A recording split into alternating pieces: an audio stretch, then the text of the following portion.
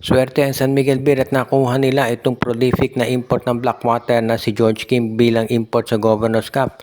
Alam nating magaling itong si George King, no? Napanood naman ninyo yung laro nito sa Blackwater at yan ang dahilan kung bakit ngayon siya ay gusto nang makuha at kinuha ng San Miguel.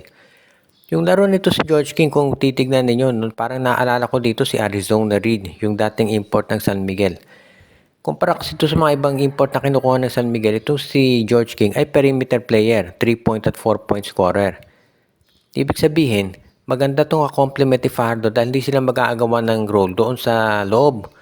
Alam naman natin na kapag yung import ng San Miguel low post player ang nagiging problema, agawan sila ng pwesto ni Fajardo.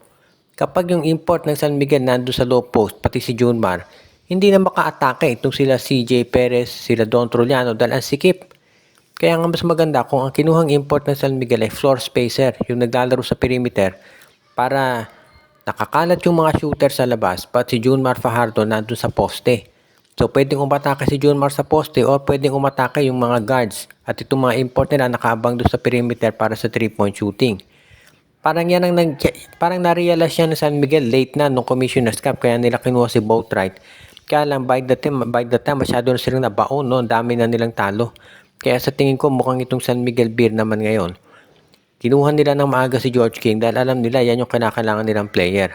Plus, kinuha pa rin nila si Paulo Hernandez at si Jerica Halmisi ng mga 3-point shooter din. So sa tingin ko parang nagta-transition yung laro ng San Miguel, no?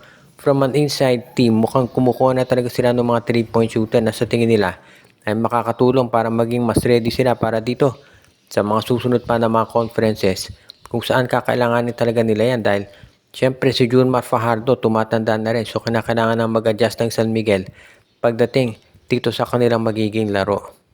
Napag-uusapan natin yung mga teams na gustong mag-improve. Itong Meralco Balls ay isa na dyan dahil mukhang itong si Coach Luigi Trillo at itong si team manager or team consultant Nenad Vucinic ay nakikipag-usap na raw dito ngayon sa Converge Fiber Xers at gusto na sumama nitong Meralco doon sa mga teams na nag-i-inquire tungkol kay Alex Stockton. Ilang beses nang sinabi ni Coach Delta Pineda na hindi raw nila itatrade si Alec. Pero dahil nga naiaangang na-eliminate itong Converge Fiber Xers dito sa Commissioner's Cup, hindi man lang nakaabot dito sa playoffs, baka pumayag na sila. Pero depende yan kung sinong i-offer ng Meralco. So parang ino-offer daw ng Meralco to si Alain Maliksi at sa tingin ko hindi papayag itong Converge na Maliksi for Stockton. Mukhang kinakailangan din ng dagdagan ng iba pang mga players para mas maganda at mas maingganyo.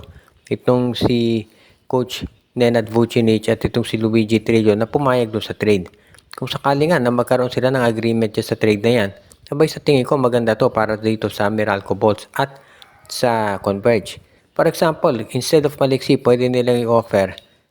Alam ko medyo mabigat to, pero si Bong Quinto, baka yan ang hilingin kasi ng Converge.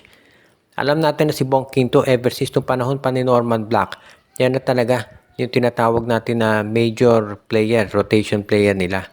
Kaya nga mukhang medyo mabigat kung yan ang pakakawalan. Kaya sa tingin ko, hindi na ako magugulat kung tumanggi Meralco. Pero kung talagang gusto ng Meralco itong si Alex Stockton, kailangan makahanap sila ng magandang package kung hindi nila ibibigay si Bong Quinto. So marami ngayong pag-uusapan itong Meralco, pati na rin itong Converge Fiber Xers.